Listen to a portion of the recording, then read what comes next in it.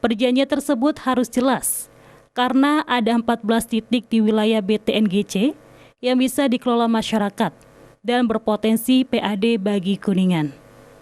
Putusan rekomendasi Pansus DPRD tanggal 28 Desember tahun 2020. Iya. Nah, di situ rekomendasi tersebut itu sudah merekomendasikan ada 14 titik itu objek wisata yang berhubungan dengan Taman Nasional Gunung Ciremai yang bisa dikelola oleh pemerintah daerah. Bubes Sihabudin, RCTV, Kuningan. Aspek regulasi adanya terjadi perdebatan di gedung parlemen atau di gedung DPRD itu sudah hal yang biasa ya, yang lumrah, dan terjadinya rolling atau rotasi alat kelengkapan dewan itu juga hal yang biasa dan semuanya sudah diatur oleh dalam tata tertib, diatur oleh dalam tatib, gitu kan. Nah, itu dengan adanya pembagian dari jumlah 50 anggota DPRD yang konon katanya terbelah menjadi dua ya, yang satu jumlahnya 13 antara fraksi Gerindra yang jumlahnya 8 ditambah PAN 5. Nah, terus dia berarti sisa berarti 37. Ya, kalau hitung-hitungan dalam konteks demokrasi ya memang jelas, walaupun bentuk apapun ya memang udah kalah ya. Karena walaupun bagaimana demokrasi di kita itu hampir kembali kepada individu, belum bisa memahami apa yang dikatakan demokrasi yang sebenarnya. Terus yang kedua ini masalah aspek moral ya. Dalam konteks moral gitu kan, menurut saya ya adanya ribut gitu kan ya biasa-biasa aja. Cuma yang jadi permasalahan itu kan apakah mudah-mudahan dari jumlah anggota DPRD yang 50 orang di Kuningan masih berpikir terhadap kondisi masyarakat Kabupaten Kuningan, yang mana dengan adanya perubahan AKD bukan hanya sebuah rebutan kue jabatan toh, tapi bagaimana memperjuangkan tentang masalah nasib rakyat Kuningan, yaitu hasil daripada database BPS bahwa Kuningan itu sebagai juara pengangguran. Itu kan hampir 52.000 pengangguran di Kuningan, itu mengerikan, dan memang juara kemiskinan ekstrim. Nah, ini harus dipikirkan bersama-sama. Nah, ini DPRD kalau seandainya berdebatnya, ributnya, saya sangat bangga kalau seumpama itu mempermasalahkan tentang masalah itu. Ya mudah-mudahan ini salah satu langkah awal. Ya, ini kan berbicaranya perda itu udah diperdakan ya. Ada ya perda. Dulu, ya. Nah, kalau menurut pendapat saya itu perda sudah tidak efektif. Ya, Pak Abidin ini kan ketua paguyuban pariwisata. Iya. Berarti pengelola pariwisata dong. Betul, pengelola betul. Objek Pelaku wisata. usaha. Ya, pelaku usaha di pariwisata ya. Bukan objek wisata naungan PDAU tapi ya. Bukan, kita swasta, kita mandiri, kita pribadi. Oh, bukan PDAU. Bukan, pribadi kita. Kirain masih PDAU Bukan. gitu. PDAU itu kan milik pemerintah daerah. Karena itu badan usaha milik daerah. Ya. PDAU itu. Ada berapa sih objek wisata yang dikelola oleh PDAU?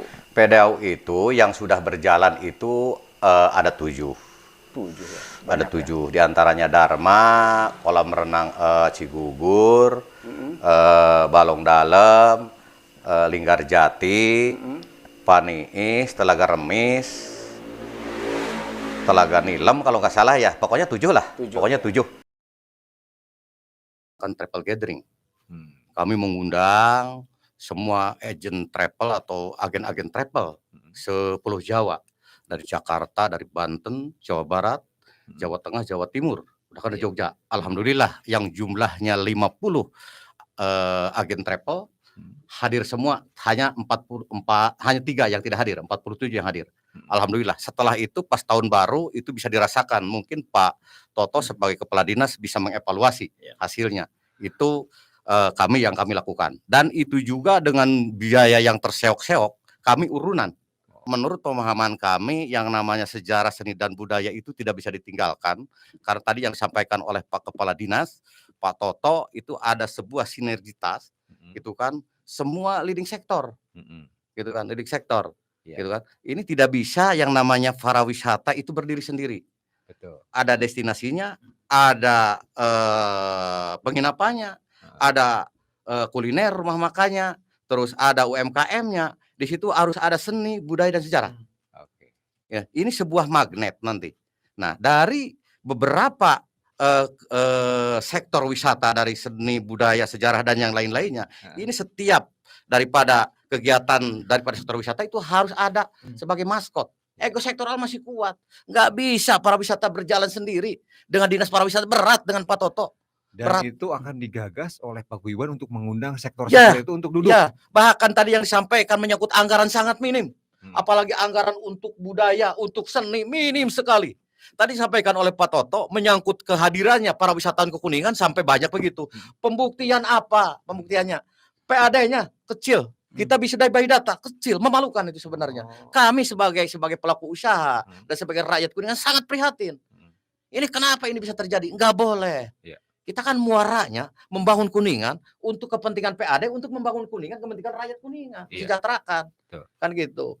Jadi menurut kami ini tentang masalah kerjasama, kolaborasi, lamun bahasa orang Sunda nama, sing sabengkeutan lah, ulah ewang-ewangan gitu kan, memang ada tupoksinya masing-masing. Nggak bisa para wisata berdiri sendiri dilaksanakan oleh dinas pariwisata saja. Tiada lain dan tidak bukan. Yang pertama kita ingatlah, kita kepada Bapak Proklamator Pak Bung Karno ya. Samen bandeling pan ailek kraitan. Apa itu? Kekuatan itu bagikan Sapuridi.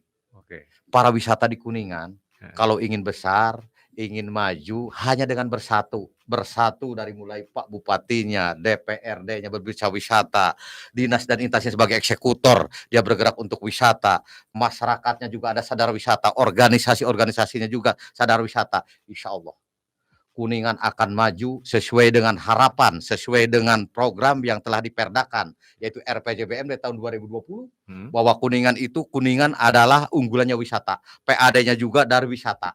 Kalau tidak bersatu, berat. Yang harus diperhatikan, yang pertama kita melihat dari aspek juridis ya, itu sesuai dengan rencana pembangunan jangka menengah daerah itu RPJBMD yang sudah diperdakan tahun 2018 direvisi tahun 2020. Itu jelas yang namanya RPJBMD tersebut dalam perda itu jelas ada dalamnya adanya wisata, dan diantara desa-desa wisata dan berikut wisata-wisata yang lainnya, dan ini harus patut dikembangkan oleh semua stakeholder ya. Berikut lintas sektoral. Yang selanjutnya yang namanya port itu kan di spot dagri untuk mengembang. Nah kalau semua lintas sektoral, dinas dan instansi bahkan semua stakeholder sudah terlibat langsung dan bekerja sama gitu kan kompak, insya Allah tentang para wisata di Kuningan ke depan akan maju dan tidak akan lama. Kebetulan ya saya sangat respon sekali ini untuk infrastruktur di Kuningan sudah termasuk memadai lah. Betul sekali, yang namanya sejarah itu harus betul-betul kita pelihara.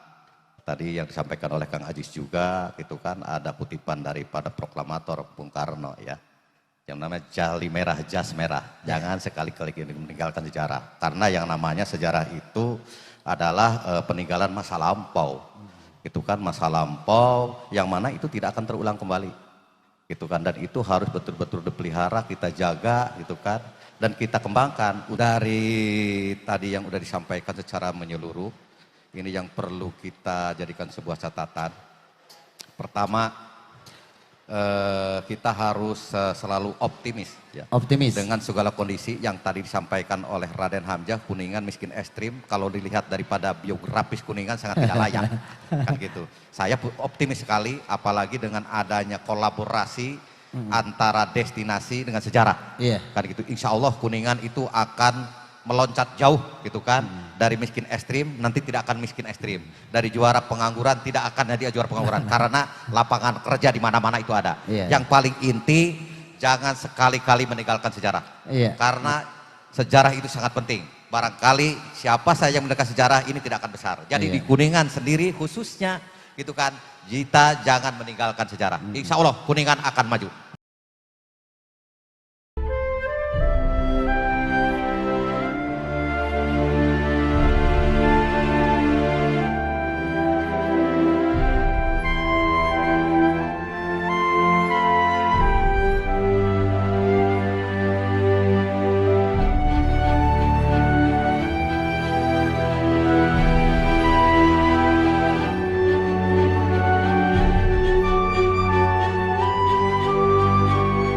Rabu 26 Januari 2022. Paguyuban Wisata Kuningan yang diketuai oleh Bapak Haji Abidin melaksanakan kegiatan bakti sosial yang diantaranya sunatan massal, santunan, donor darah, pengobatan gratis, juga sembako murah yang berlokasi di Balai Desa Kertawirama, Kecamatan Nusa Herang.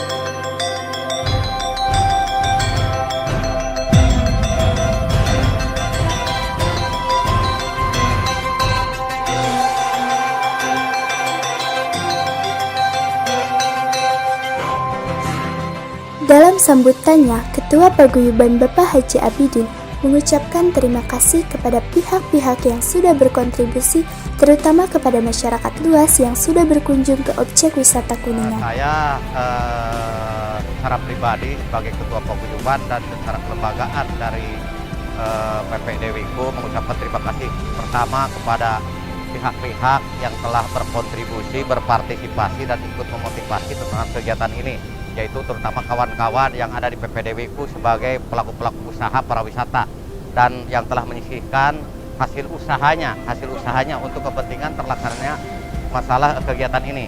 Dan tidak lepas juga kepada pihak-pihak yang lain seperti Bang BJB Bang BJB, Pak Direktur BJB Pak Iwan Setiawan ikut juga, dia memotivasi dan berpartisipasi terselenggaranya masalah ini. Walaupun di dalamnya kami ada kolaborasi dalam konteks ekonomi. Dan terus yang lainnya juga dari Dinas Koperasi, Industri dan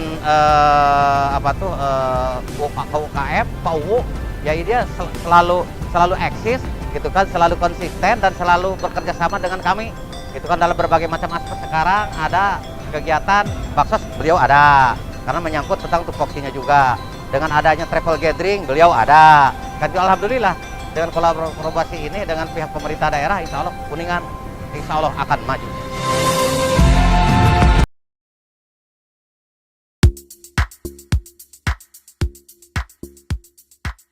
Sejumlah pengelola destinasi wisata Kabupaten Kuningan yang tergabung dalam Paguyuban Pengelola Destinasi Wisata Kuningan PPD Wiku akan melakukan studi banding ke Yogyakarta dan Gunung Kidul.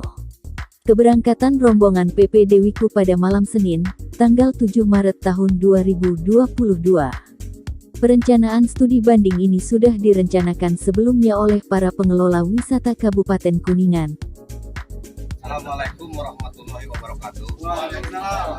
Ini syukur alhamdulillah kita sampaikan kepada Allah Subhanahu wa taala yang mana pada malam hari ini kita akan melaksanakan study tour, yaitu sesuai dengan perencanaan kita yang sudah beberapa bulan yang lalu kita rencanakan. Ya alhamdulillah pada hari ini kita insya Allah terlaksana, dan mudah-mudahan perjalanan kita ini dari mulai kita berangkat sampai ke tempat tujuan yaitu ke Jogja dan Gunung Kidul itu kan kita dalam keadaan selamat, tidak ada halangan apapun, dan kita nanti kembali juga dalam keadaan selamat.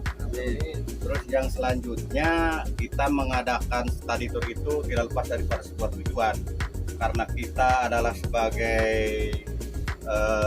pengelola pariwisata yang terkumpul atau yang tergabung dalam Paguyuban Pengelola Wisata Destinasi Kabupaten Kuningan, yang mana kita ini punya tujuan khusus, yaitu tentang masalah destinasi di Kuningan dengan adanya hotelnya, dengan adanya rumah makannya, dengan adanya kulinernya. Ini kita mencoba ke daerah yang lebih maju